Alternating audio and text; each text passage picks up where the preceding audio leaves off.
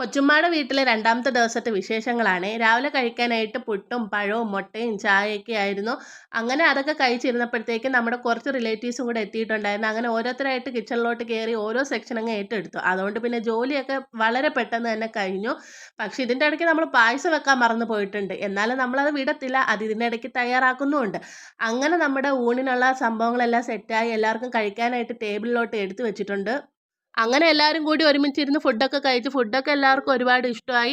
അതിനുശേഷം നമ്മൾ കുറച്ച് ഗെയിംസൊക്കെ കളിച്ചിട്ടുണ്ടായിരുന്നു. വൈകുന്നേരം ആയപ്പോഴത്തേക്ക് നമ്മൾ പായസത്തിൻ്റെ കാര്യം ഓർത്തിട്ടുണ്ടായിരുന്നു.